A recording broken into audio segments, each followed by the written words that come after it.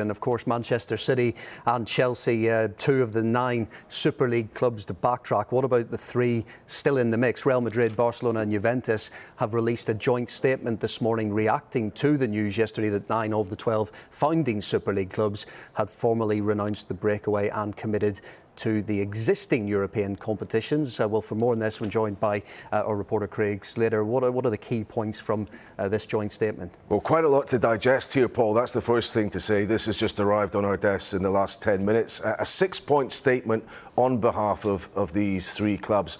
But I think we can break it down into 3 chief areas. The first of this is a complaint against what's been done against them, in effect to shut them down. Then we've got their take on the reaction of fans, which was particularly prevalent in this country, of course, which caused a lot of these club owners, in England in particular, to decide they had no future in this European Super League. And then finally, what the future might be and what future discussions might take shape as a result of what's happened over the past few weeks. But it's significant that they say that they think that the clubs, including themselves, Real Madrid, Barcelona, Juventus and the others, have suffered unacceptable third-party pressures and threats to shut this European Super League down, despite the fact that tribunals in various countries thought it was quite legal for them and to go ahead and explore this economic potential that the clubs, in their view, had a perfectly acceptable right to go and explore and pursue. So they say that had no place in the rule of law. So they're unhappy about the way the football authorities, particularly UEFA and FIFA, effectively shut this down. They do also sound a different note when accepting, I suppose, lessons learned from the fan reaction to all of this. And this is significant.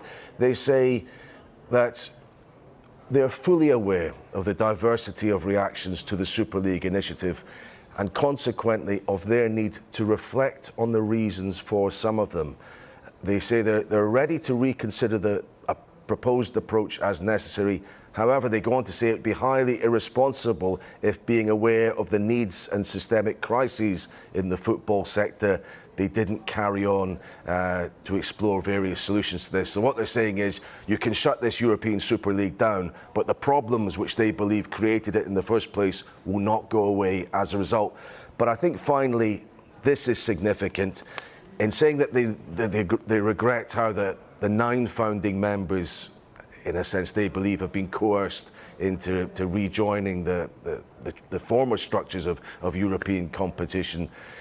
Is this opening a channel for fresh dialogue in their final point? They say they reiterate to FIFA, UEFA and all the football stakeholders, as they have done on several occasions, and they remind everyone that they wanted this new European Super League to take place under the auspices of FIFA and UEFA. They say that they want to reaffirm their commitment and firm will to discuss with respect and without intolerable pressure and in accordance with the rule of law, the most appropriate solutions for the sustainability of the whole football family. So is this them wanting to set fresh discussions in place to reform European club football at the highest level? I suppose a lot of people thought this initial Super League proposal was maybe the opening gambit in a game of brinkmanship, well, and that if it ever got ahead in the end, it would have failed.